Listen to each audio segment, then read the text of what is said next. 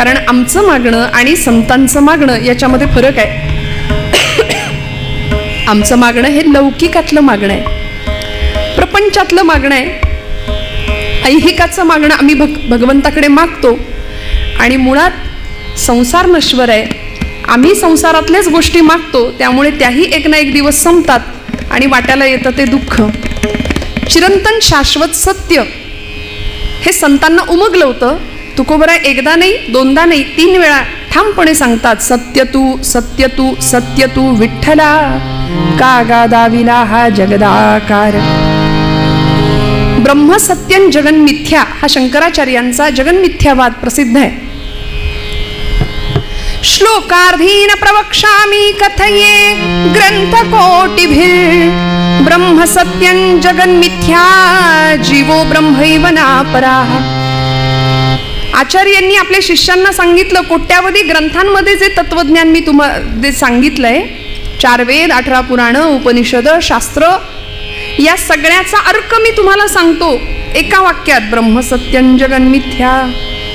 आणि तेच सत्य सोप्या शब्दामध्ये तुकोबराय आम्हाला सांगतात. पाहिली पुराणे, धांडोळीली दरुशने असा अधिकार संतांचा आहे. त्यामुळे अवघड असलेलं वेदाचं वाङ्मय, वेदांचा तो अर्थ आम्हासीच ठावा, येरांनी व्हावा भार माथा, असं ठामपणे सांगणारे तुकोबराय. अत्यंत गहन असलेलं तत्वज्ञान सोप्या साध्या शब्दामध्ये संतांनी आमच्यापर्यंत आणून दिलं. जसं एखादी आई आपल्या लेकराला दूध भाताचा घास भरवेल, तितक्या प्रेमाने हे तत्वज्ञान, भक्तीचं ज्ञान सोप्या शब्दामध्ये संतांनी आम्हाला दिलं. पण आम्हाला मुद्दाम सोपं अवघड करायची सवय लागली आहे. परमार्थ खरं तर फार सोपा आहे असं संतांनी आम्हाला वारंवार सांगितलं. न लगती सायास जावे वनांतरा, सुखे येतो घरा नारायण. परवा सकाळतर्फे कीर्तन महोत्सव झाला. उद्दिष्ट हेच होतं की ज्यांना कीर्तनाला जायला जमत नाही, वारीला जायला जमत नाही, त्यांच्यासाठी तो कीर्तन सोहळा. आपल्या कामाधंद्याच्या निमित्ताने किंवा काही व्यापानिमित्ताने कीर्तन किंवा वारीला जाणं ज्यांना घडत नाही त्यांच्यासाठी काय होतं, भगवंत येतो का हो आपल्याकडे? उत्तर दिलं देवांनीच गीतेमध्ये, यत् करोषि यदश्नासि यज्जुहोसि ददासि यत् तपस्यसि कौन्तेय तत् कुरुष्व मदर्पणम. मी येणार, मी तुम्हाला भेटणार, तुमच्या जवळ येणार, फक्त तुम्ही जे कराल ते मला अर्पण करा. यद्यत कर्म करोमि तत्तदखिलम शंभो तवाराधनम. आचार्य म्हणालेत, जे कर्म करू ते भगवंताला अर्पण, आणि संतांनी तेच केलं. म्हणून तर एक एक शब्द, त्या शब्दातलं एक एक अक्षर हे परतत्वाचा स्पर्श होता त्या अक्षराला. ती साधी सुधी अक्षर नव्हती, ती अक्षरे नवती देखा. माऊली म्हणते, ब्रह्म साम्राज्य दीपिका अर्जुनालागी चितकळिका प्रगटली असे. एकेका अक्षरात वसे माझा रमाकांत, असं तुकोबराय म्हणतात. रमेचा कांत तो समोर बसलाय, तो एकेका अक्षरात तो आहे असं ठामपणे सांगतात. परतत्वाचा स्पर्श आहे प्रत्येक शब्दाला. म्हणून तर त्यांचं आयुष्य मोठं आहे. आज आम्हा कुठल्याही कीर्तनकारांचं एकही कीर्तन गाथेशिवाय, ज्ञानेश्वरीशिवाय, नाथांच्या भागवताशिवाय, समर्थांच्या दासबोधाशिवाय पूर्ण होऊच शकत नाही. कारण एक एक अक्षराला परतत्वाचा स्पर्श आहे. आम्हाला ठरवायला लागतं काय बोलायचं आज. पण संतांनी सहज मुखातनं जे शब्द बाहेर काढले त्याला ब्रह्मनिरूपणाचा दर्जा प्राप्त झाला. जयांचे अंतरी भगवंत अचल राहिला निवांत. ते सहजी बोलत ब्रह्मनिरूपण सहज. म्हणून ती हृदयाची भाषा आहे हो. विद्वान मेंदूची भाषा बोलतो, संत हृदयाची भाषा बोलतात. विद्वानाला अर्थ पाहून बोलावं लागतं, संत बोलतील त्याला अर्थ प्राप्त होतो. प्रत्येक शब्दाला अर्थ आहे. म्हणून तर 450 वर्षानंतर तुकोबरायांची गाथा, 750 वर्षानंतर ज्ञानोबांची ज्ञानेश्वरी आजही प्रत्येक मराठी माणसाच्या मनावरती, ओठावरती साम्राज्य करतायत. हे शब्द राज्य करतायत. एवढा दर्जा आणि एवढं आयुष्य आहे त्या काव्याचं, त्या शब्दांचं. तुमच्या आमच्या शब्दाला तितकी किंमत नाहीये. आपलं घरात सुद्धा कोणी ऐकत नाही अशी परिस्थिती आहे की नाही. आमचं नशीब 2 तास कीर्तन करायचं, निदान या गादीचा तो अधिकार आहे, अर्थात आमचा नाही. आम्ही त्या गादीवर उभे राहतो. कुठल्याही गादीला पाय लावला जात नाही, पण कीर्तनकाराचं भाग्य असं आहे की ही नारदांची गादी, पाय रोवून ठामपणे उभा राहू शकतो कीर्तनकार. ज्ञानोबा तुकोबांची केवढी कृपा आहे आपल्या सगळ्यांवरती, संतांवरती. 2 तास आपण सगळे आमचं ऐकता, हे आमचं भाग्य आहे असं म्हणावं लागेल. अलीकडे कुणी कुणाचं ऐकायला तयार नाही. शब्दांना किंमत नाही आपल्या. कारण आपण जर एखादं काव्य केलं तर सकाळी पेपरमध्ये छापून आलं तर ते संध्याकाळी भेळवाल्याकडे पुडी बांधायला जातं. तो पेपर, तो कागद, एवढंच आयुष्य आपल्या शब्दांचं, आपल्या काव्याचं. पण संतांचं काव्य असं होतं अजरामर. आचंद्र सूर्य जोपर्यंत आहेत तोपर्यंत संत वाङ्मय. पृथ्वी शेषाच्या मस्तकावर तरली असं म्हणतात, पण मी ठामपणे म्हणते पृथ्वी संत विचारांवर तरली आहे. कारण आम्ही भाग्यवान आहे, इथे संतांच्या विचारांचं सिंचन झालंय या भूमीमध्ये. 12व्या शतकामध्ये ज्ञानोबांनी ब्रह्मविद्येचा सुकाळ केला. इथं ये मराठीची ये नगरी ब्रह्मविद्येचा सुकाळू करी. मराठी भाषेचं देशिकार लिहिणं ज्ञानोबांनी 9000 ओव्यांच्या रूपात आमच्या समोर आणून दिलं. पुढच्या काळात तुकोबाराय गाथा निर्माण करतात. त्याच काळात समर्थ रामदास स्वामी शिवथर घळीमध्ये समर्थ त्या कल्याण स्वामींकडून दासबोधाचं सुंदर लिखाण करून घेतात की ज्यामध्ये व्यवहार आणि अध्यात्म या दोन्हीचं दिग्दर्शन, उत्कृष्टपणे मार्गदर्शन आम्हाला संतांनी केलं. आणि हे सगळे संत बघा ना, देवच संत रूपाने प्रत्येक कुळात अवतीर्ण झाले, प्रत्येक जातीत अवतीर्ण झाले. पण आम्ही अशी नतद्रष्ट माणसं आहोत. मी एक विधान कधी कधी करून जाते. 22 जानेवारी रोजी भारतामध्ये एक सुवर्णाक्षरांनी लिहून ठेवावा असा दिवस उजाडला. 22 जानेवारीचा 500 वर्षांचा प्रभूंचा वनवास संपला आणि साक्षात धर्माची मूर्त सिंहासनावर प्रतिष्ठित झाली, प्रभू रामचंद्र. काय घडलं हो? प्रभूंच्या प्रतिष्ठापनेनंतर मला असं वाटतं की भारत देशामध्ये 30 कोटी मुसलमान बांधव एकत्र आले, मुसलमान एकत्र आले. पण 500 वर्षांच्या एवढ्या सबंध काळामध्ये जातीपातीत विभागलेला हिंदू समाज एकत्र यायला तयार नाही. हे आत्ताच्या निवडणुकीवरनं आपल्याला कळलं. आम्ही कुठल्या पक्षाचे नाही, आपण धर्म आणि भागवत पक्ष या पक्षातले आहोत असं म्हणू. पण मला एकच सांगायचं आहे की जो साक्षात धर्म रूपामध्ये सिंहासनावर प्रतिष्ठित आहेत त्याची आराधना संतांनी केली आणि त्या धर्माचं पालन, त्या भक्तीला शक्तीची जोड द्यावी याकरता सगळे संत अंतर्बाह्य कर चळले हो. धर्माचे पालन करणे, पाखंड खंडण हेची आम्हा करणे, काम बीज वाढवावे नाम, हे ध्येय होतं जीवनाचं. म्हणून तर जीवन असं सर्वांग सुंदर परिपूर्ण होतं की आता त्या जीवनामध्ये कुठल्या गोष्टीची अपेक्षा नव्हती, आस नव्हती. म्हणून आमचं जीवन आणि संतांचं जीवन याच्यामध्ये फरक आहे.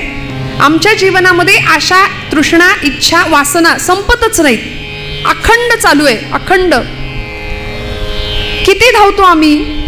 माझ्या गुरुजींचं, परमादरणीय काणेबुवांचं फार सुंदर पद आहे, किती धावसी उपास पोटी मृगापरी त्या तृषार्थ तू. इतकी धावाधाव चालू आहे, सकाळी उठल्यापासून रात्री झोपेपर्यंत. एखादा हरिण, मृग जसं त्या पाण्याच्या शोधात फिरत राहतं, ते मिळत काही नाही, तशी आमची धावाधाव चालू आहे. किती धावसी उपास पोटी मृगापरी, कोण तू, कोठील तू रे, कसा जगी आलास तू, किती दिवसांचा निवास येथे, देशी का विश्वास तू. काही खात्री आहे?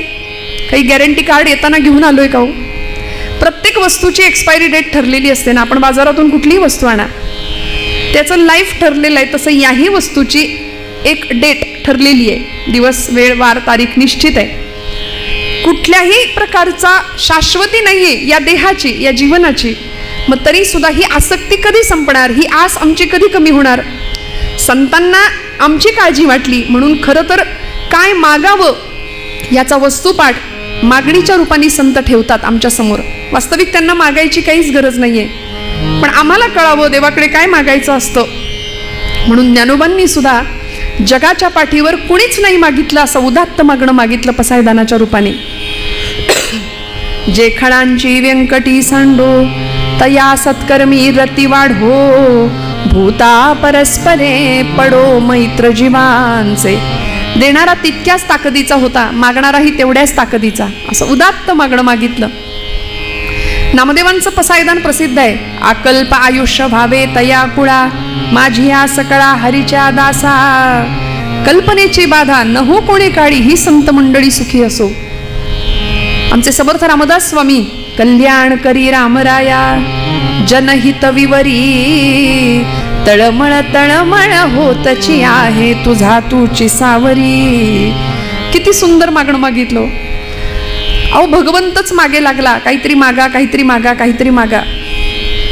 तुकोबारायांना देव म्हणतात, महाराज काहीतरी मागा. महाराज म्हणतात, मी काय मागू तुझ्याकडे, आमची 8 पिढ्यांची परंपरा आहे विठ्ठल भक्तीची. असा स्वाभिमान होता या गोष्टीचा बरं का. भानुदास महाराज, नाथांचे पणजोबा, त्यांच्या चरित्रात असं सांगितलं जातं की भानुदास महाराजांना देव म्हणायचे, काहीतरी मागा, काहीतरी मागा मला. देवच मागे लागला, काहीतरी मागा मागा म्हणून. भानुदास महाराजांचं सामर्थ्य भक्तीचं असं होतं, ते म्हणाले, देवा मला काही नको, तुलाच काही हवं असेल माझ्याकडून तर माग. याला म्हणायचं भक्त. तुलाच काही हवं असेल तर घे मागून. आपल्याला जमेल का असा ॲटिट्यूड देवाला दाखवायला? नाही ना. भानुदास महाराज म्हणले, तुला काही हवं असेल तर माग. आणि देवानी मागितलंय. चरित्रात उल्लेख आहे, भानुदासाचे कुळी महाविष्णूचा अवतार. भानुदासांना स्वतः भगवंत सांगतात की मला तुझ्या कुळात जन्माला येण्याची परवानगी द्या. आणि मग नाथांचा अवतार आहे. नाथ हे महाविष्णूचा अवतार आहेत. नाथांचा जन्म आहे भानुदासांच्या कुळात. तसं तुकोबारायांच्या मागे लागावं देवांनी. महाराज म्हणले, माझ्या वडिलांची मिराशी गा देवा, तुझी चरणसेवा पांडुरंगा. मिरास हा शब्द कॉन्व्हेंटच्या मुलांना कळत नाही. आता आम्ही इतकी इंग्रजीचा आमच्यावर प्रभाव आहे की मिरास हा शब्द, मिरास ॲसेट, संपत्ती, वारसा हक्क या शब्द अर्थाने वापरला जातो बरं का. मिरास आमच्या वाडवडिलांकडून मिळालेला हा वारसा आहे, ही ॲसेट आहे आमची, तुझी चरण सेवा करणं. आणि मी माझ्या पदरचं नाही, गाथेत शब्द आहे तुकोबारायांचा. कारण महाराजांची पिढ्यांची परंपरा अशी दिव्य होती की कुणीच काही मागितलंच नाही देवाकडे, कुणीच काही मागितलं नाही. आपल्या बाबतीत शोधावं लागेल असं माणूस आपल्या पिढ्यांमध्ये किंवा आपल्या बाबतीत की मागत नाही. आम्ही सदैव मागतो. पण तुकोबारायांच्या कुळामध्ये 8 पिढ्यांमध्ये विश्वंभर बाबा त्यांचे 8वे पूर्वज होते. त्यांच्यापासून म्हणजे अगदी तुकोबारायांच्या वडिलांपर्यंत, बोल्लोबांपर्यंत, आई कनकाईपर्यंत कुणीच नाही मागितलं. बोल्लोबा असे महाराजांच्या त्या पंढरपुरामध्ये जायचे, राहुळामध्ये पांडुरंगाच्या समोर उभे राहायचे. आणि चरित्रात वर्णन आहे, अजिबात पदरच्या गोष्टी नाही. महिपत बुवांनी चरित्र लिहिलंय आणि ते सांगतात की बोल्लोबा जर असे गेले ना राहुळात पांडुरंगाच्या समोर, तर पांडुरंग परमात्मा अशी मान खाली घालायचे. आणि रुक्मिणी आई साहेब तिकडून विचारायच्या, अहो मान का खाली घातली? ते म्हणायचे, अगं बघितलं नाही का सावकार दारात आलाय, आणि सावकार दारात आला की कर्जदारांनी मान खालीच घालायची असते. दिवाळखोर नारायण त्याला बहुतांचे ऋण असं म्हटलंय. हा नामाचा सावकार आहे. या लोकांचं माझ्यावर इतकं ऋण आहे. हे कोण म्हणतंय? साक्षात परब्रह्म पांडुरंग परमात्मा. या लोकांचं माझ्यावर इतकं ऋण आहे की यांनी मला काही कधी मागितलंच नाही. म्हणून पुढच्या कुळात तुकोबारायांच्या मागे लागले, काहीतरी मागा, काहीतरी मागा, माझ्या इच्छेकरता मागा. महाराज म्हणले, देवा मी तुला काय मागू, तुझे चरण आमच्याकडे गहाण आहेत. हे महाराजांचे शब्द आहेत. तू मला काय देणार? तूच आमच्या घरी गहाण आहे, तुझे चरण आमच्या घरी गहाण आहेत. म्हणून तर भक्ताचे ऋण भगवंतावर चढत गेले आणि ते ऋण फेडण्याकरता भगवंत वेळोवेळी आला. आपण काल ऐकलं मोरोपंतांची आर्य आहे, ऋण तरी मुठभर पोहे त्याच्या व्याजात हे मनगरीती, मुद्दलात मुक्ती देणे ही कोण्या साहुकारीची रीती. व्याज भक्तीचं ऋण इतकं वाढलं की व्याज म्हणून दिली सुवर्णाची नगरी. म्हणले मुद्दल कुठं गेलं? मुद्दल म्हणून मुक्तीच देऊन टाकली. असं आहे देणं भगवंतांचं. देव उदार देता न म्हणे थोडे फार, इतकं दिलं इतकं दिलं.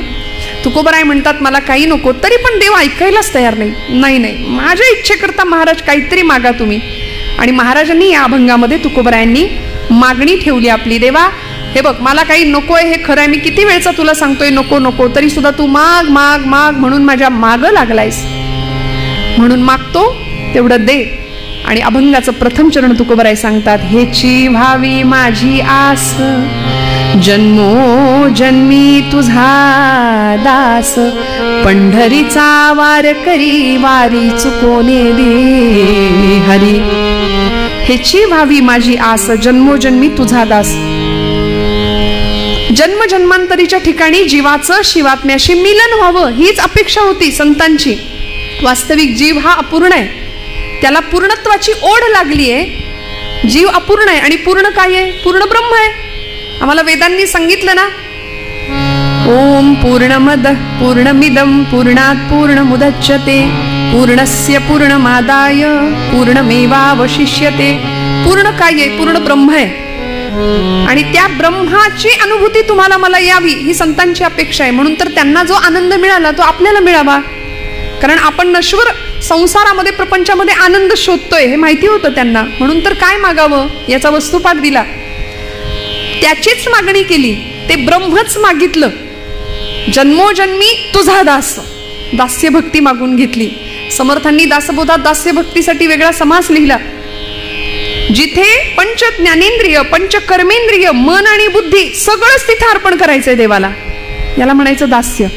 आणि दास्यत्व ही कुठली पदवी नाहीये, दास ही कुठली पदवी नाही, दास ही भूमिका आहे, दास ही अवस्था आहे.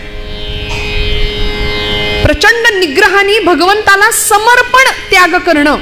ब्रह्मचैतन्य महाराज म्हणतात, आपण नेहमी ते वाक्य ऐकतो, महाराज म्हणतात देवाला सर्वस्व आपण दिलं पाहिजे. एक वेळ सर्व नाही दिलं तरी चालेल, पण स्व दिला पाहिजे. आम्ही स्व देत नाही आणि तेवढंच बरोबर आमच्या स्वतःकडे ठेवतो, बाकी सगळं त्याला द्यायला आम्ही तयार राहतो. पण स्व भगवंताच्या चरणी समर्पण करावा ही दास्य भक्ती. तुकोबाराय सांगतात, जन्मोजन्मी तुझा दास हेची व्हावी माझी आस. चकार वापरला, भाषेमधला चकार निश्चय दाखवतो. हेची व्हावी माझी आस. तुकोबारायांनी मागणं मागितलं ना, हेची दान देगा देवा तुझा विसरण व्हावा, तुझा विसरण व्हावा, तुझा विसरण व्हावा. हेची दान देगा देवा.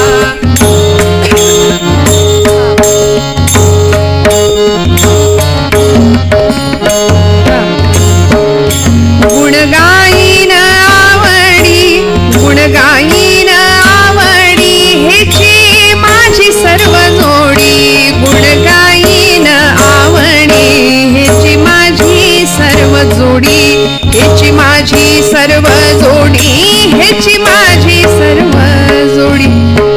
हेची दान देगा देवा, तसं हेची व्हावी माझी आस. जन्मोजन्मी तुझा दास. भगवंता दास्यत्व दे. धन्य आम्ही जन्मा आलो, दास विठोबाचे झालो, असं महाराज म्हणाले ते ठिकाणी. आम्हाला तुझं दास्यत्व दे. वास्तविक वैयक्तिक आयुष्यामध्ये काहीच कमी नव्हतं. मागायचंच असतं तर प्रपंचातलं सुख संपत्ती ऐश्वर्य धन मागता आलं असतं की नाही. काय कमी होतं संतांकडे. तुकोबारायांच्या चरित्रात जर पाहिलं आपण तर एक काळ असा होता की तुका शेठ म्हणायचे लोक. घरात रांगा असायच्या घेणाऱ्यांच्या.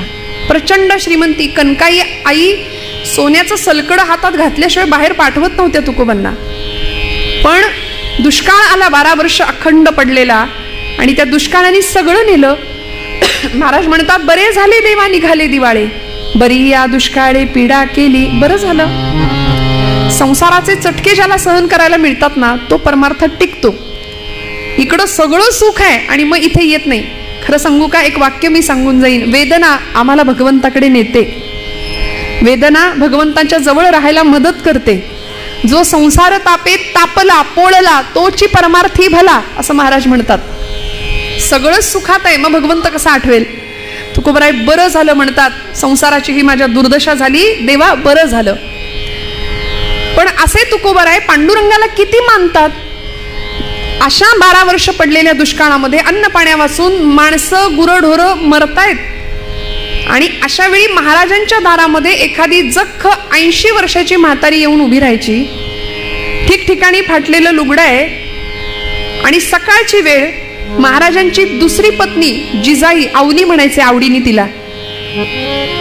आणि आवलामाई म्हणजे साधं काम नव्हतं, त्या सांभाळत सुद्धा होत्या तुकोबारायांना. पण माझ्या संसाराचं पार वाटोळ करून टाकलं त्या काळतोंड्यांनी, म्हणून पांडुरंगाशी वैर होतं. नाम अखंड भगवंताचंच मुखात येत होतं त्या निमित्ताने. औलामाई स्नानाला गेलेत मोरीमध्ये आणि तुकोबरायांच्या घराच्या दारामध्ये ती 80 वर्षाची जख्ख म्हातारी उभी आहे. महाराज तिची ती अवस्था पाहतात आणि पूर्वीचा काळ मोरीमध्ये स्नानाला गेल्यानंतर निर्या केलेलं जे नेसायचं वस्त्र आहे, जी साडी आहे, ती अशी निर्या करून भिंतीवर टाकायची पद्धत. तुकोबरायांनी ते पटकन लुगडं घेतलं आणि त्या आजीला देऊन टाकलं आणि त्या आजीला सांगितलं, आता 120च्या स्पीडनी जा, कारण मागणं वादळ येणार आहे, तुझ्या मागून भूकंप येणार आहे. का हो दिलं बरं? औला जिजाई संतापल्या असतील का? जिजाई आईसाहेब संतापल्या असतील का? संतापल्या.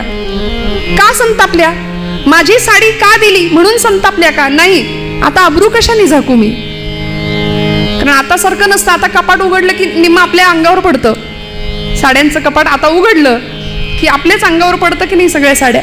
तसं नव्हतं हो. एक काठीवर एक अंगावर, प्रचंड दारिद्र्य अशी अवस्था. मी आता अब्रू कशाने झाकू? आणि या प्रसंगात वर्णन केलंय चरित्रकारांनी की इथे पांडुरंग परमात्म्यांनी आपला पितांबर आवलीला लाज झाकायला दिलाय. तुकोबराय म्हणतात, आवले कशाला चिंता करते? नको चिंता करू वस्त्रा या पोटाची, माऊली आमुची पांडुरंग. अगं तो दाता आहे ना, तो देणार आहे ना, तू का काळजी करते? आम्हाला असं वाटतं अनंत हस्ते कमलावर आले, देता किती घेशील दो कराने, नेईल जेव्हा ती तू क्या कराने, किती रक्षिसी मग दो कराने.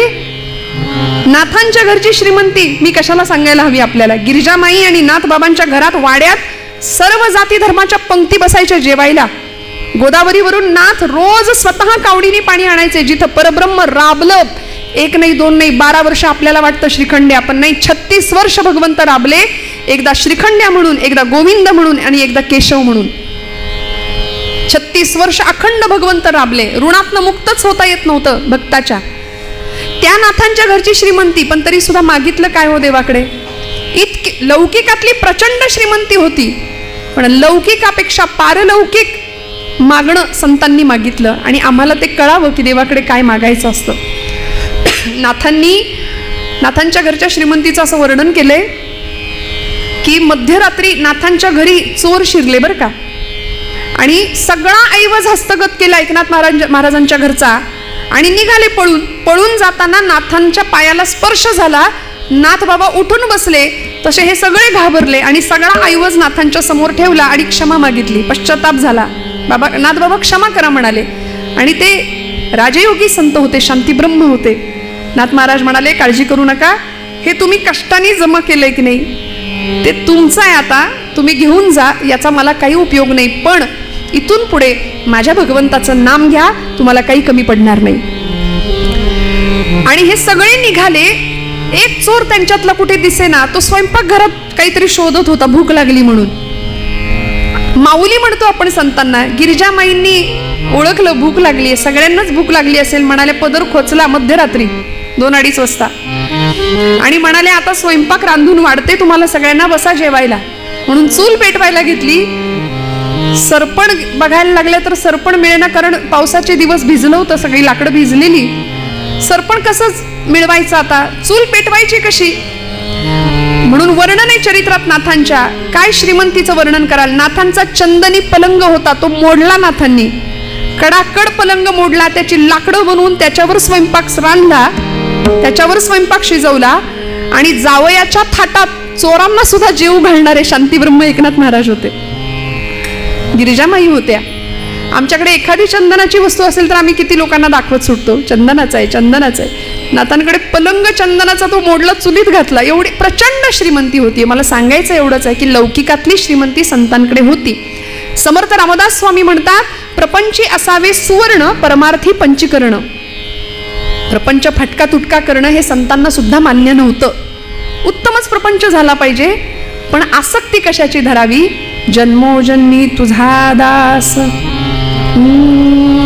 आणि हे दास्यत्व सहजासहजी मिळत नाही. जन्मोजन्मी आम्ही बहु पुण्य केले, जन्मोजन्मी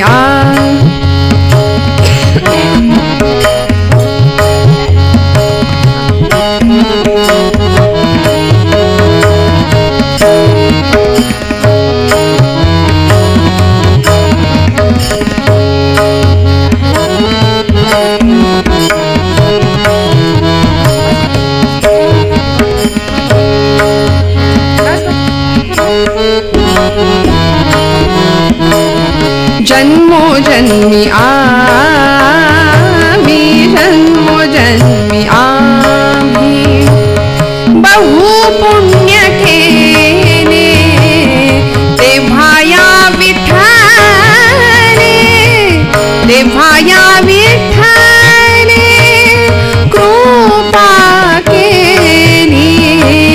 जन्मोजन्मी आम्ही, जन्मोजन्मी आम्ही, जन्मोजन्मी आम्ही. अनंत जन्मीचं पुण्य असावं लागेल, सहस्र जन्मा ओळखी जे एक वेळ मुखासी यावया, तेव्हा भगवंत प्रसन्न होतो, कृपा करतो. मी असं म्हणते आपल्या सगळ्यांचं सुद्धा भाग्य आहे, म्हणून आपली पावलं या मंदिराकडे वळली किंवा वळतात. जन्मोजन्मी आम्ही बहुपुण्य केले, तेव्हा या विठ्ठले कृपा केली. तुकोबराय म्हणतात आम्ही भाग्यवान आहोत देवा, मला खरं तर प्रपंचातलं लौकिकातलं काही नको, द्यायचंच असेल तर हेची व्हावी माझी आस, जन्मोजन्मी तुझा दास, पंढरीचा वार करी, वारी चुकोने दी हरी. त्या पंढरपूर नावाच्या त्या जंबूद्वीपामाजी वसलेल्या त्या गावामध्ये तो तिथला मोकाशी पाटील त्याला म्हटलंय, अभंग आहेत संतांचे, पंढरीचे भूत मोठे, आल्या गेल्या झडपी वाटे. तिथे जाणाऱ्या माणसांवरती तो झडप घालतो, असं ते भूत आहे म्हणाले पंढरीचं. बरं दिसायला सावळं आहे, काळ्या आहे ते परब्रह्म, ज्याचा विकारांवर विजय आहे, असा तो 6 वळा, 6 विकारांना ज्यांनी आत वळवलंय असा तो पांडुरंग परमात्मा. काय वर्णन केलं? मृत्युलोकी एक नगरा, त्याचे नाव पंढरपूर.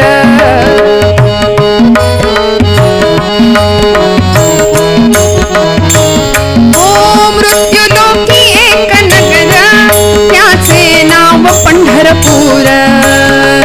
तेथील मोकाशी उभा असे विटेवर, पुंडलिक भक्त राजा शोभे चंद्रभागा तीर.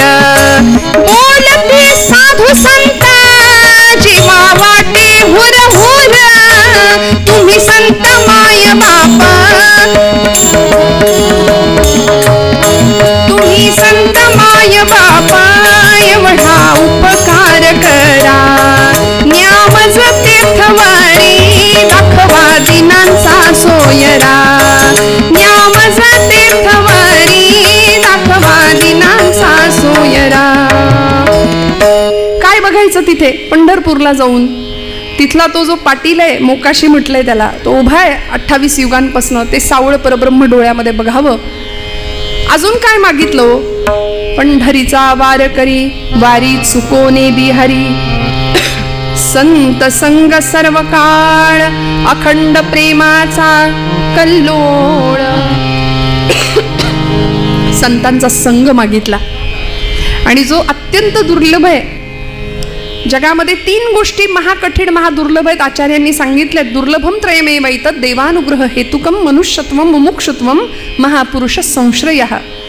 ज्यामध्ये संतांचा संग अतिशय दुर्मिळ आहे, भल्या भल्यांना तो लाभत नाही. तो संत संग भगवंता मला दे, कारण संतांचा संग माझ्या आयुष्यामध्ये फार मोठं परिवर्तन घडवून आणू शकतो, नवे मला जीवनमुक्त अवस्थेला पोहोचवू शकतो. काय करतात संत? संत आम्हाला निस्संग करतात, निर्मोही करतात, निश्चल करतात आणि जीवनमुक्त अवस्थेला नेऊन पोहोचवतात. संतांचा संग मानवी आयुष्यामध्ये किती हितकारक आहे. यासाठी तुकोबराय सुद्धा म्हणाले, ऐसियांचा संग देई नारायणा, ओलावा वचना जयांचिया. काय आहे लक्षणं संतांची हो? मी पटकन सांगून पुढे जाईन. प्रसिद्ध श्लोक आहे, करवन्नोद्वहते न निंदति परान्, नो भाषते निष्ठुरम, उक्तं केनचिदः प्रियञ्च सहते, क्रोधञ्च नालम्बते, श्रुत्वा काव्यमलक्षणं परकृतं संतिष्ठते, मूकवत् दोषाच्छादयते स्वयं न कुरुते, एतत्सतां लक्षणं पंढरीनाथ. संतांची लक्षणं सांगितली. म्हणाले ज्यांचा संग करायचंय ती ओळखायची कशी माणसं? काहीतरी क्रायटेरिया असेल ना. गळ्यात माळ, रुद्राक्षांच्या माळा, भस्माचे पट्टे ओढले म्हणजे संत झाले का? नाही. संन्याशाचे सोंग संपादिता चांग, परिवैराग्याचे अंग आणिता नये असं म्हटलंय. वरवर बाह्यांगाला आम्ही बऱ्याचदा भूलतो, फसतो, पण खरं संतांचं अंतःकरण आम्हाला ओळखता यावं. समर्थ मनोबोधात म्हणतात, नव्हे चेटकी चाळकू द्रव्य भोंदू, नव्हे निंदकू मत्सरू भक्ती मंदू, नव्हे उन्मत्तू वेसनी संगबाधू, जगी ज्ञानिया तोची साधू अगाधू. कसा ओळखायचा संत साधू? गर्वन्नोद्वहते. पहिली गोष्ट, गर्व नाही. संतांकडे कधीच गर्व नाही. मला असं परवाच एक विधान व्हॉट्सॲपवर सांगायला काय हरकत आहे, वाचायला मिळालं. व्हॉट्सॲप नावाचं विद्यापीठ पण कधी कधी फार चांगलं असतं, नाही का? कधी चांगले विचार ऐकायला वाचायला मिळतात. असं वाक्य आलं, म्हणाले काही माणसं लाखात एक असतात, काही माणसं लाखात एक असतात, काहींकडे लाखो असतात पण ती माणसात नसतात. त्यामुळे ऐहिक संपत्तीतच आम्ही इतके रमतो, संतांकडून काय घ्यायचो? किती कळवळ आहे जीवना परिस्थितीविषयीचा, समाजाविषयीचा. कुठल्याही परिस्थितीचा गर्व नाही. गर्वन्नोद्वहते न निंदती परान. दुसऱ्याची निंदा ज्याच्या चित्ताला सुद्धा शिवत नाही. आमच्या बाबतीमध्ये सकाळी उठल्यापासून रात्री झोपेपर्यंत आपण आपलंच आत्मपरीक्षण करावं की आमची वाणी अनेकांची निंदा करण्यामध्ये किती दूषित करतो. विटाळ होतो वाणीचा दुसऱ्याच्या निंदेनी. त्यामुळे हरिनाम प्रक्षाळी जिव्हेते असं म्हटलंय. मग हरिनाम काय करतं? जीभ धुवून काढायचं काम करतं. एकदा नाम घ्या, केलेली निंदा आणि त्या निंदेमुळे झालेलं पाप सगळं धुवून निघतं. हरिनाम प्रक्षाळी जिव्हेते. त्यामुळे संत कुणाची कधी निंदा नाही करत. गर्वन्नोद्वहते न निंदती परान, नो भाषते निष्ठुरम. कधीच कठोर भाषा नाही. कसं बोलायचं? बोलू ऐसे बोल जेणे बोले विठ्ठल डोले, प्रेम सर्वांगाचे ठाई वाचे विठ्ठल रखुमाई. माझ्या बोलण्याने दुसऱ्याच्या हृदयातला विठ्ठल डोललाच पाहिजे, असं बोलणं असलं पाहिजे. हे संतांकडून शिकावं. सहज बोलणे हित उपदेश करोनी सायास शिकविती. नो भाषते निष्ठुरम उक्तं केनचिद प्रियंच सहते, क्रोधंच नालंबते. कुणीही कितीही वाईट येऊन समोर बोललं, शिव्या जरी दिल्या तरी संत प्रतिक्रिया देत नव्हते, कधीच नाही. क्रोधंच नालंबते. राग हा विकार संतांकडे नव्हता.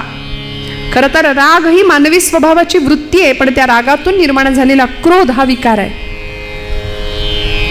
त्यामुळे क्रोधाला स्थान नाही संतांच्या जीवनामध्ये. अजिबात राग नाही. सगळ्यांचं कल्याण व्हावं, सगळ्यांचं. म्हणून तर पसायदानाची इच्छा. विश्वाचे आर्त माझ्या मनी प्रकाशले, अवघेची झाले देह ब्रह्म. ही अवस्था माऊलींची का होती? जगाने काय दिलं हो ज्ञानोबांना?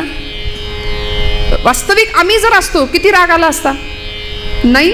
असं रस्त्याने जाणाऱ्या ज्ञानोबांच्या झोळीमध्ये कुणीतरी मुद्दाम पीठ घालावं आणि पीठ घातलेल्या झोळीत कुणीतरी मुद्दाम खडे टाकावेत. ती झोळी हिसकावून घ्यावी, खाली पीठ सांडावं, पिठात रेघोट्या माराव्यात, मातीत पीठ मिसळून जावं, धरता येऊ नये. प्रचंड हाल अपेष्टा यातना सहन केल्या.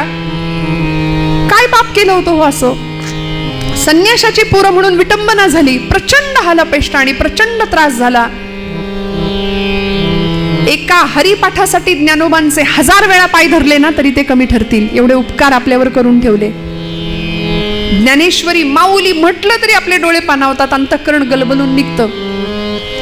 समाजाने इतकं दिलं, इतकी निंदा, इतकी अवहेलना, तरी सुद्धा क्रोधंचना लंबते. श्रुत्वा काव्यमलक्षणं परकृतं संतिष्ठते मूकवत, दोषांच्छादयति स्वयं न कुरुते एतत् सतां लक्षणं. प्रतिक्रिया देत नाहीत समाजाला. शांतपणे बसून राहावं, निर्जन ठिकाणी जावं. आज समाजामध्ये वावरणारे, स्वतःला स्वघोषित संत म्हणवणारे भरपूर मंडळी आपल्याला दिसत आहेत. मी गमतीने असं म्हणते, गळ्यामध्ये माळ असते, माळेला मणी 108 असतात, काहींकडे तेवढ्या खोड्या सुद्धा असतात. वर्तन तसं नाही. गळ्यात माळ असली की माळेबरोबर पथ्य आलं. गळा माळ शोभे आत्मरूप शांती. पथ्य आहे पहिलं. जेणे विठ्ठल मात्रा घ्यावी तेणे पथ्य सांभाळावी. गळ्यात माळ आली की आतमध्ये शांतता आली पाहिजे. भक्तिभाव दोन्ही धरू टाळ हाती, टिळा विरक्तीचा कपाळास न्यालो, आम्ही विठ्ठलाच्या भजनात न्हालो. असा भाव प्रत्येकाच्या अंतःकरणात निर्माण व्हावा, हे संतांकडून मिळावं म्हणून संत संग सर्व काळ, अखंड प्रेमाचा कल्लोळ. आणि मग चंद्रभागे स्नान तुका मागे हेची दान. चंद्रभागेचं स्नान मागितलं आणि अशी मागणी तुकोबराय आजच्या अभंगात करतात. मग भगवंत अशा भक्तासाठी काय करतो? पंढरपूरला जरी नाही गेलं तरी सुद्धा भगवंत किती कृपा करू शकतो एखाद्या भक्तावरती की ज्याची एकच आस आहे, जन्मोजन्मी तुझा दास. त्या भक्तासाठी काय करतो उत्तर रंगामध्ये बघूया. पंढरपूरमध्ये सगळ्या संतांची मांदियाळी जमली आहे बरं. आषाढी एकादशीचा दिवस जवळ येऊन ठेपलाय. 15-20 दिवसांपासून अखंड चालणारे वारकरी, दिंड्या पताकांचा भार, सगळे वैष्णव नाचत नाचत नाचत भगवंताचं भजन करत करत करत पंढरीच्या दिशेने वाटचाल सुरू आहे. आणि पंढरपुरातला सोहळा काय, त्या पंढरीचं वर्णन करावं? नामदेव महाराज म्हणतात आधी पंढरपूर आहे आणि मग वैकुंठ नगरी आहे. आणि पंढरपुरामध्ये असं आहे, आपल्या सगळ्यांना माहिती आहे, भगवंत आणि आईसाहेब रुक्मिणी माता एकत्र नाही, एका खोलीत, नाही का?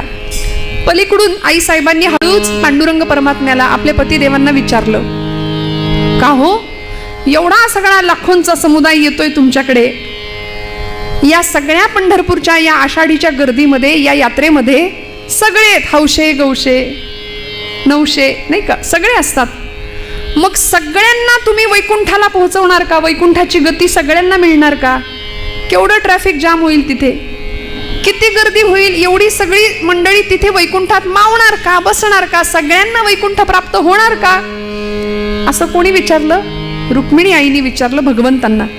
भगवंत हसले, म्हणाले, रुक्मिणी तुला कोणी सांगितलं पंढरपूरला आला म्हणजेच वैकुंठाला प्राप्त झाला किंवा तो त्यांनी मला प्राप्त केलं? असं नाही.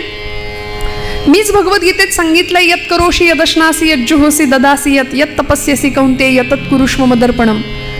तू जे जे कर्म करशील ते मला अर्पण करण्याच्या भावनेने कर, मी तुझ्या जवळ आहे. ठाईच बैसोनी करा एक चित्त आवडी अनंत आळवावा. मी त्या भक्ताजवळ पोहोचतो. प्रत्येकालाच पंढरपूरला येता येतं असं नाही.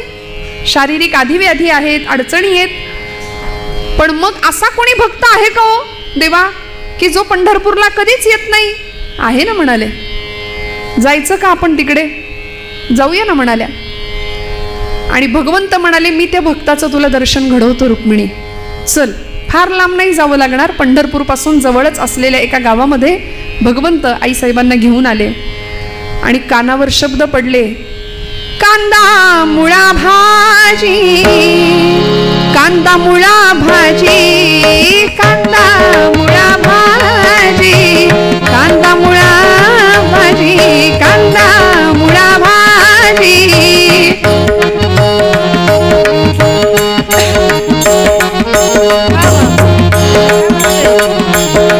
कांदा मुळा भाजी, कांदा मुळा भाजी, अवघी विठाई माझी, अवघी विठाई माझी, अवघी विठाई माझी, अवघी विठाई माझी, अवघी विठाई माझी, अवघी विठाई माझी.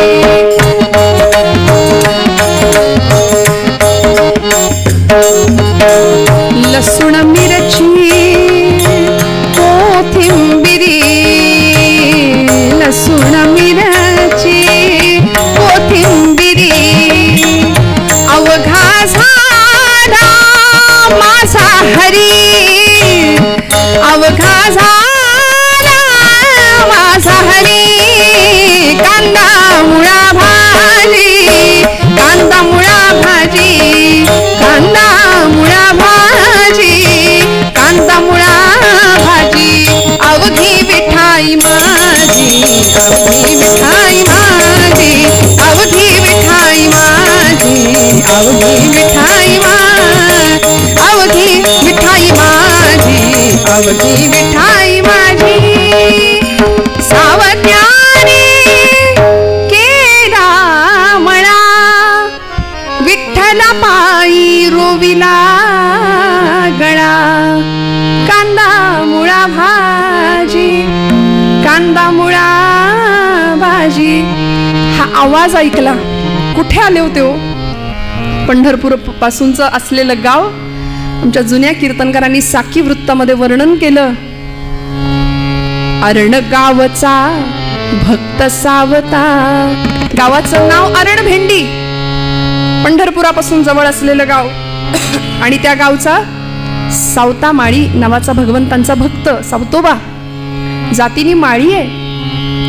मी म्हटलं ना, भगवंतांनी प्रत्येक कुळात प्रत्येक जातीत जन्म घेतले, पण दुर्दैव आमचा, आम्ही संतांना जातीत वाटलं. संत वाटून घेतले, हे आमचे ते तुमचे. संतांना आम्ही जातीत वाटलं, आम्ही मातीत जाणार एवढं नक्की. काय सावतोबांचा अधिकार होता? अरण गावचा भक्त सावता. अरण गावचा भक्त सावता. माळी धन्य झाला हो. माळी धन्य झाला जयाने वनमाळी मोहिला. जयाने वनमाळी मोहिला हो. वनमाळी मोहिला. जयाने वनमाळी मोहिला. या अरणगावचे भक्त सावतोबा पांडुरंगाचे निष्ठावंत भक्त आहेत. भगवंत आईसाहेब रुक्मिणी आईंना घेऊन आलेत, बांधावर उभे राहिले त्या मळ्याच्या, आणि समोरचं दृश्य दाखवलं. ते बघतो, डोईला फेटा बांधलाय, धोतर आहे, करवती काठी, अंगरखा घातलाय, शेतामध्ये काम करतोय, मळा राखणी करतोय. प्रत्येक रोपट विठ्ठल समजून जगवतोय, विठ्ठल स्वरूपात बघतोय. प्रत्येक कार्यामध्ये तो मला पाहतो. आणि हा माझा भक्त कधीच पंढरपूरला आला नाही ना, तरी तो मला प्रिय आहे. रुक्मिणी आईंनी पाहावं, आणि समोरचं दृश्य दिसलं. माध्यान्नीची वेळ. सावतोबांची पत्नी सावित्रीबाई डोक्यावर भोजन घेऊन पाटीमध्ये करवती काठी, त्या इरकली काठाचं लुगडं सोलापूर पद्धतीचं, सोलापूर साईडला मिळतात नाही का, तशा सुंदर ती खानदानी लुगडं असं नेसलेल्या त्या सावित्रीबाई. डोक्यावर पदर आहे, शालीनता, कपाळावर रुपया एवढं कुंकू. आता रुपयाचं अवमूल्यन झालं, त्यामुळे कुंकू गेलं. आणि पूर्वीच्या महिला, किंवा आपण वारीमध्ये सुद्धा अशा काही महिला पाहतो की अगदी रुपया एवढं कुंकू कपाळाला, असं सुंदर. फार अलंकार नाही हो, गळ्यामध्ये एकच सौभाग्याचा अलंकार. आणि प्रचंड सुंदर असं ते रूप सावित्रीबाईंचं. आल्या, डोक्यावर जेवण होतं, भोजन होतं. ती पाटी भोजनाची खाली ठेवली आणि सावतोबांना सांगितलं, कारभारी ऊन बरीच डोक्यावर आले, ती बैलासनी मोकळं करा, त्यांना चारा पाणी घाला आणि बसा बरं जेवायला. काय आनंद असेल ना या जेवणाचा, कल्पना करा ना. म्हणजे मस्त आंब्याच्या हिरव्यागार सावलीखाली, कडाक्याच्या उन्हामध्ये, त्या सावलीखाली गरम गरम भाकरी, ठेचा, झुणका. आता एकादशी दिवशी तुम्ही म्हणाल असं काही काही बोलता ताई, म्हणजे ऐकताना तर पाणी सुटतं तोंडाला, आम्हाला बोलताना सुद्धा पाणी सुटू नये म्हणजे झालं. काय त्या जेवणाची चव हो. हां, 5 स्टारमध्ये सुद्धा अशी चव मिळणार नाही. त्यात पत्नीच्या हातचं, तिने आग्रह करून वाढलेलं.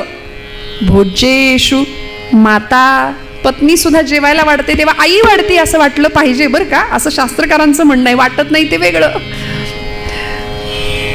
आणि सुंदर छान आग्रहाने सावित्रीबाई भोजन वाढतायत सावतोबांना. 2 जण जेवायला बसले. सावतोबांनी बैलांना मोकळं केलं, पाणी दिलं, चारा दिला, भोजनाला बसले. पहिला घास मुखात घातला आणि दोघांची चर्चा सुरू झाली, संवाद सुरू झाला. सावित्रीबाई विचारतायत, धनी कारभारी, बऱ्याच दिवसापासून तुम्हाला काही विचारीन म्हणते, आज अगदीच राहावे ना, विचारू का हो? विचार ना म्हणाले. काय मनात असेल ते विचार. तुम्ही पांडुरंगाचे भक्त आहात, गळ्यात तुळशीची माळ आहे, कपाळाला गोपीचंदनाचा टिळा आहे. पांडुरंग पांडुरंग पांडुरंग सतत नामस्मरण करता, पण कधी पंढरीला गेलेलं पाहिलं नाही मी. कधीच पंढरपूरला जात नाही. सावतोबा म्हणाले, हा प्रश्न आहे का तुझा? सांगतो म्हणाले, मी पंढरपूरला का जात नाही. सावतोबा प्रश्नाचं उत्तर देतात. उठले तिथनं, भोजन उरकलं आणि जिथं बैल होते ना त्या बैलांजवळ गेले.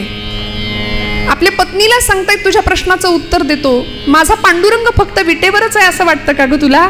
नाही, माझा पांडुरंग सगळीकडे आहे. कुठे आहे सांगतो, आपल्या मळ्यात सुद्धा येतो.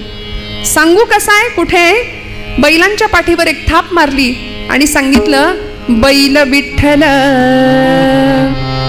शेत विठ्ठल. माझे बैल विठ्ठल स्वरूपात आहेत. माझा सगळा मळा साक्षात विठ्ठल आहे. बैल विठ्ठल, शेत विठ्ठल, विश्व विठ्ठल गे. बैल विठ्ठल, शेत विठ्ठल, विश्व विठ्ठल गे. विठ्ठल वाणी मोठ काळी ती बी विठ्ठल गे. विठ्ठल वाणी मोठ काळी ती बी विठ्ठल गे. बैल विठ्ठल, शेत विठ्ठल, विश्व विठ्ठल गे. विठ्ठल वाणी मोठ काळी ती बी विठ्ठल गे.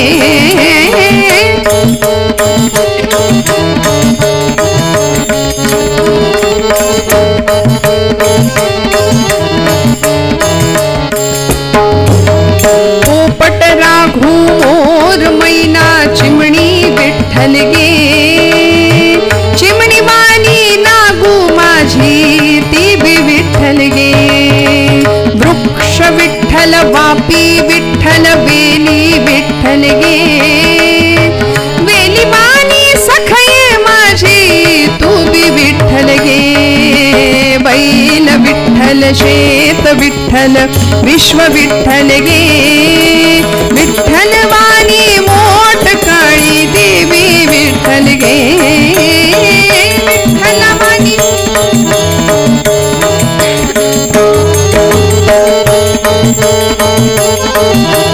देवी विठ्ठल गे.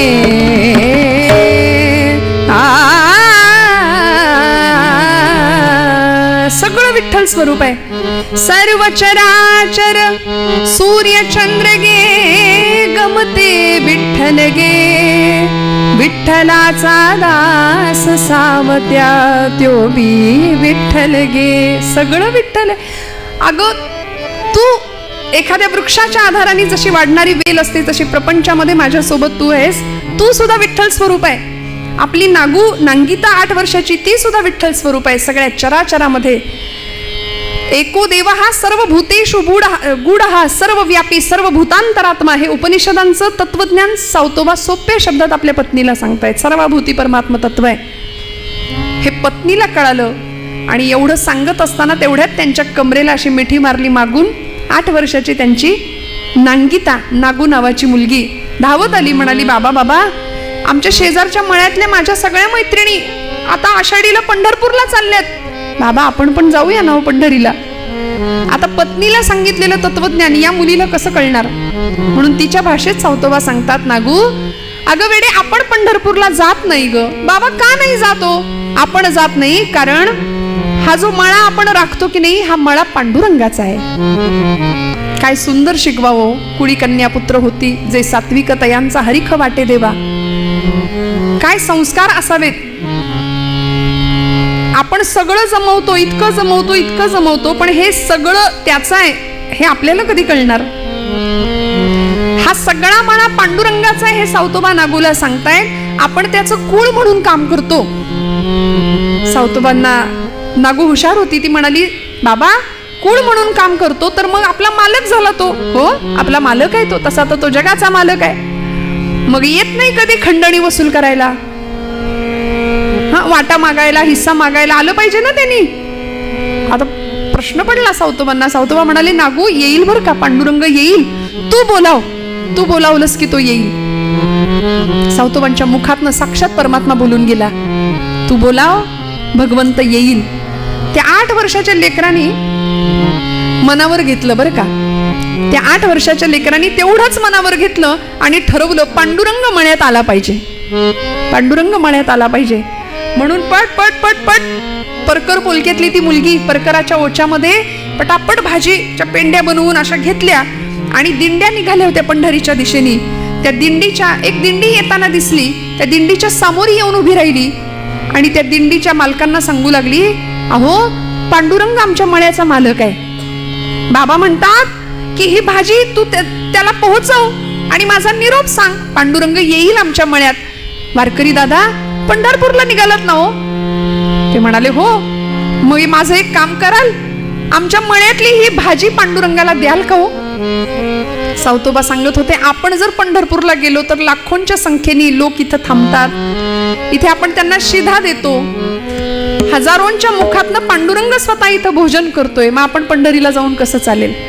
ती नागू त्या वारकऱ्यांना सांगते, माझी एवढी भाजी पांडुरंगाला पोहोच कराल का? ते वारकरी उलट्या काळजाचे होते बरं का जरा. मी म्हटलं ना, ते म्हणाले बाप तर जातच नाही कधी पंढरपूरला, आणि इथं आम्हाला तुझी भाजी न्यायला आम्हाला काही हमाल समजलीस, गडी समजलीस, चल बाजूला हो तिकडं. ढकलून दिलं तिला. सगळी भाजी पायाखाली तुडवत निघून गेले हो. सावतोबा म्हणतात, एवढ्याशा लेकरात पांडुरंग दिसला नाही, विटेवर कसा दिसेल?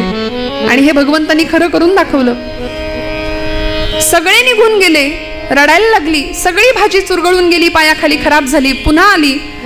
बाबांना सांगते, बाबा भाजी खराब झाली. सावतोबा म्हणतात, काळजी करू नको, पुन्हा घे, पुन्हा उभी राहा आणि पांडुरंगाला भाजी पोहोच होते का बघ. पण या मुलीचा संकल्प असा होता, निश्चय असा होता की वाटेल ते झालं तरी पांडुरंगाला भाजी पोहोचल्याशिवाय मी जेवणारच नाही. अन्नाचा कण नाही, पाण्याचा थेंब नाही पोटात घेणार. हा 8 वर्षाच्या लेकराचा संकल्प आहे श्रोते हो. 8 वर्षाच्या लेकराचा संकल्प. नवमीचा दिवस संपला, दशमीचा दिवस संपला, संध्याकाळची वेळ, डोळे खोल गेले, पोट खपाटीला गेलं, पोटात अन्नाचा कण नाही. 2 दिवस त्या पोरीच्या. पण पांडुरंगाला भाजी पोहोच झाली पाहिजे हा संकल्प होता. पुन्हा उभी राहिली. सावतोबा सांगतायत, लेकरा 2 घास खाऊन घे. नाही नाही बाबा, पांडुरंगाला भाजी पोहोचली पाहिजे, पांडुरंगाला निरोप माझा व्यवस्थित पोहोचला पाहिजे. तिची ती अवस्था पाहिली. सावतोबा पांडुरंगाला अर्जव करतात, भगवंता तू माझ्या शब्दात मुखातून बोललास ना, तुझी श्रोता वक्ता ज्ञानासी अंजन सर्व होणे जाणे तुझी हे हाती, आता तू बघ काय ते. आणि मग मात्र सहृदय दयागण भगवंताला सहन नाही झालं, वीट सोडावी लागली. आणि नुसते नाही, वारकऱ्याच्या वेशामध्ये दिंडी मालक बनून, गळ्यामध्ये मृदंग वीणा घेऊन भगवंत 10 दिशाच्या दिक्पालांना वारकरी बनवलं. आणि भगवंत स्वतः दिंडी प्रमुख म्हणून समोरनं दिंडी घेऊन आले. जय विठ्ठल जय हरी विठ्ठल जय विठ्ठल बोल. चंद्रभागे तीरी करताल करी, झाला वारकरी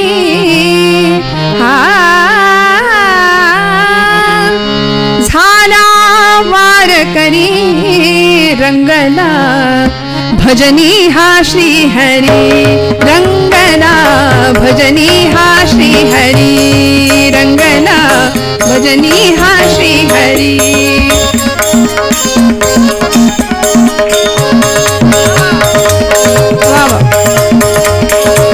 रंगला भजनी हा श्री हरी. जय विठ्ठल जय हरी विठ्ठल जय. भगवंत स्वतः काही दिशांच्या दिक्पालांना घेऊन अशी देवाची दिंडी समोरी आली बरं का. आणि 8 वर्षाची ही नागू, पोटात अन्नाचा कण नाही, पाण्याचा थेंब नाही, हळूच बारीक नजरेने पाहतीये. हे कसे असतील आता? नेतील का माझी भाजी? पांडुरंगाला पोहोच करतील का? दुधानी तोंड भाजल्यानंतर माणूस ताक सुद्धा फुंकून पितो की नाही, तशी सामोरी आली. आणि हळूच अंदाज घेतीये, वारकरी दादा पंढरपूरला चाललात ना? साक्षात परब्रह्म जगाचा बाप होता. भगवंत म्हणाले, हो बाळा, पंढरपूरला निघालोय. का ग, तुझं काही काम आहे का? ती म्हणाली, हो. अहो, ही एवढी भाजी आहे आमच्या मळ्यातली. माझे बाबा म्हणतात आमचा मळा आहे ना, त्या मळ्याचा मालक आहे पांडुरंग परमात्मा, पण कधी येतच नाही हो मळ्यात. म्हणून म्हटलं ही भाजी एवढी तुम्ही घ्या आणि पांडुरंगाला तुम्ही निघालाच आहात तर द्याल का, पोच कराल का? भगवंतांनी ती भाजी घेतली. म्हणाली, हो बाळा, पोच करतो. 2 पावलं पुढे चालले आणि परत माघारी आले. म्हणाले, अगं भाजी बरोबर काही निरोप नाही का तुझा? निरोप दिला जातो ना वस्तू दिल्यानंतर, मग काही निरोप आहे का तुझा? तिला इतका आनंद झाला. ती म्हणली, किती चांगले आहोत हो, किती दयाळू आहात. नाही तर ते मगाचे वारकरी सगळी माझी भाजी तुडवून टाकली. तुम्ही किती दयाळू आहात, अगदी आमच्या पांडुरंगासारखे. भगवंत म्हणले, माझं मेकअप चुकलंय की काय? हिनी ओळखलं की काय मला? पण भगवंत म्हणतात, नागू काय निरोप आहे सांग. निरोप एवढाच आहे म्हणाले, दादा निरोप असा सांगा आमच्या पांडुरंगाला की तुझा मळा आहे की नाही, तू मालक आहेस की नाही, मग आलं पाहिजे की नाही कधीतरी. अरे आम्ही तुझा मळा नीट सांभाळतो की नाही ते बघायला तरी ये. आणि सांगा, एकटा येऊ नको, आई रुक्मिणीला घेऊन ये. मी त्यांना काही काम नाही पडू द्यायची. बाबांना सांगून एक छोटीशी झोपडी बांधायला देईन आणि रोज जाई जुईचा मोगऱ्याचा गजरा सुद्धा करून देईन रुक्मिणी आईला. सांगाल का एवढा निरोप? भगवंतांनी तिचा भाव पाहिला. निघाले पुढे. सांगितलं तुझा निरोप व्यवस्थित पोहोचवेन. पांडुरंगाला काळजी करू नको नागू, खाऊन घे काहीतरी. पण नाही, पांडुरंग आल्याशिवाय जेवायचं नाही. एकादशीचा दिवस उजाडला. पोटात अन्नाचा कण नाही, घेरी आली आणि बेशुद्ध अवस्थेमध्ये ती मुलगी सौतबांनी अशी हातात धरली आहे. पांडुरंग परमात्म्या, तू शब्द दिलायस ना तिला, या लेकराचा अंत पाहू नकोस. आता लवकर ये, काहीही कर आणि तुला यावं लागेल. आणि आता पंढरपुरामध्ये खरं तर भगवंताला तिथं असणं गरजेचं होतं. कारण ज्ञानदेव, नामदेव, निवृत्तीनाथ, सोपान, मुक्ताबाई सगळे अधिकारी संत त्याला बघायला चालत निघाले होते. आणि आता त्यांना दर्शन न देता भगवंतांनी वीट सोडली तर कसं होईल? म्हणून देव विचार करतायत काय करावं. कारण पंढरपुरामध्ये अशी अवस्था आहे, नामदेवांचं कीर्तन पांडुरंग परमात्म्याच्या त्या दरबारामध्ये वाळवंटामध्ये रंगलं होतं. कीर्तनाचा कीर्तनाचा कीर्तनाचा कीर्तनाचा कीर्तनाचा कीर्तनाचा कीर्तनाचा गजर होत, कीर्तनाचा गजर होत. संत भार पंढरीत, संत भार पंढरीत, संत भार पंढरीत. तेथ असे देव उभा, तेथ असे देव उभा. जैसी समचरणाची शोभा, जैसी समचरणाची शोभा, चरणाची शोभा. संत भार पंढरीत, संत भार पंढरीत, संत भार पंढरीत, संत भार पंढरीत. सगळ्या संतांची मांदियाळी पंढरपूरमध्ये आहेत. आणि आता ज्ञानदेव, नामदेव, निवृत्तीनाथ पांडुरंगाच्या समोर उभे आहेत. सगळे नमस्कार करून माघारी जात आहेत. पण ज्ञानदेवादी अधिकारी संतांना कळलं की विटेवर देव आहे पण चैतन्य नाहीये. नामदेवांनी विचारलं, ज्ञानदेवा कुठे गेले असतील? पांडुरंग परमात्मा कधीच जात नाही पंढरपूर सोडून, आणि कुठे गेले असतील? ज्ञानदेव दादा हसले आणि म्हणाले, न येणाऱ्या भक्ताकडे. पंढरपूरला न येणाऱ्या भक्ताकडे गेलेत. म्हणाले चला आता जाऊया. आणि इकडे भगवंत सावतोबांच्या मण्यात दाखल झाले. सावतोबांना म्हणाले, सावतोबा मला लपवा. म्हणाले लवकर, कुठेतरी माझ्या मागे चोर लागलेत. सावतोबा म्हणाले, देवा कुठे लपू? मण्यात लपता का? नको म्हणाले, शोधून काढतील. मग माळ्यावर लपता का? नको म्हणाले, तिथूनही शोधून काढतील. अशा ठिकाणी लपवा की मला कुणीही शोधू शकणार नाही. सावतोबा सद्गतीत झाले. भगवंतांनी नागूची अवस्था पाहिली. स्वतः तिच्या मुखात पाणी घातलं. सांगितलं, नागू ओठ, मी आलोय, तुझा निरोप मला पोहोचला. नागूने डोळे किलकिले केले आणि म्हणाली, काय म्हणालात देवा? पांडुरंग आलात? आणि हे काय, रुक्मिणी कुठे? रुक्मिणी आई साहेब कुठे? निरोप नीट पोहोचला नाही का तुमच्यापर्यंत? भगवंत म्हणतात, अगं कुठली रुक्मिणी, कुठलं काय, मला आधी लपवा. म्हणाले चोर लागलेत माझ्या मागे. सावतोबा म्हणाले, भगवंता माझ्या या हृदया व्यतिरिक्त तुम्हाला लपवायला माझ्याकडे दुसरी जागा नाही. सावतोबांनी काय केलं? एक छान धारधार विळा घेतला. त्यांनी आपलं हृदय, छाती चिरली. असं कथा आपल्याला सांगते. आता आपण सुद्धा जर असं घरी गेल्यावर आज केलं तर जमेल का हो आपल्याला? या कथेचा अर्थ असा आहे, हे कोडं सावतोबांनी सोडवलंय. सावता सागर प्रेमाचा आगर, धन्य त्याची माता, धन्य त्याचा पिता, धन्य त्याची माता, धन्य त्याचा पिता. साठविला नाता, साठविला नाता, त्रैलोक्याचा सावता सागर, प्रेमाचे आगर, सावता सागर,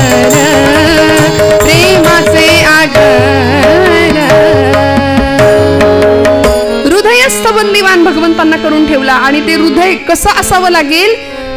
तुका म्हणे भरिला देह भरिला विठ्ठले, काम क्रोधे केले घर रीते. षडविकारांनी भरलेलं जे हृदय आहे ते रिकामं करावं लागेल आणि मग त्या भाडेकरूंना हकलवल्यानंतर देव आमच्या हृदयात येऊन बसेल. अशा हृदयामध्ये सावतोबा त्याला बसवतात. जनाबाईंनी सुद्धा हे कोडं सोडवलंय, हृदय बंदीखाना केला, आता विठ्ठल कोंडीला. भगवंताला लपवलं सावतोबांनी. या पद्धतीने सगळी संत मंडळी पोहोचली सावतोबांच्या मळ्यात आणि सगळे अधिकारी संत सांगतात, सावतोबा भगवंतांचं दर्शन आम्हालाही द्या. आज आषाढीचा पर्व काळ आहे, आम्हाला देवाला बघायचंय. असं कसं आजच्या दिवशी भगवंत आम्हाला दिसला नाही, कसं चालेल? आम्हाला देवाला बघायचंय. नामदेव महाराज हसत होते. वर्णन आहे चरित्रात गंमत. नामदेव महाराज म्हणतात, सावतोबा तुम्ही माळी आहात, बागकाम उत्तम कराल, मळा उत्तम फुलवाल, पण म्हणाले शिवणकामातली चूक माझ्या लक्षात आली आहे. ते नीट लपवलं नाही, थोडंसं भगवंतांचा तो शेला बाहेर राहिलाय म्हणाले. अशी कथा सांगितली जाते. हिरवा शेला भगवंतांचा आणि तो शेला म्हणजे हिरवागार मळा होता भगवंत सावतोबांचा. असा सर्व व्यापी असलेला परमात्मा तत्व हृदयस्थ बंदिवान करून ठेवलं आणि मग दर्शन दिलं सगळ्यांसाठी. भगवंतांनी कसा उभा राहिला हो? त्या भगवंताला एकच आस केली तुकोबरायांनी, हेची माझी भावी आस, जन्मोजन्मी तुझा दास, पंढरीचा वार करी वारी चुकवणे दी हरी. भगवंता संत संग सर्व काळ, अखंड प्रेमाचा कल्लोळ, चंद्रभागे स्नान तुका मागे हेची दान. भगवंतांनी सगळ्यांना दर्शन द्यावं.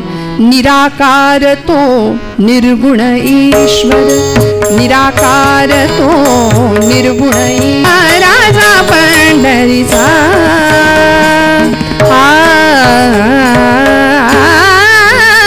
हेची भावी माझी आस, हेची भावी माझी आस.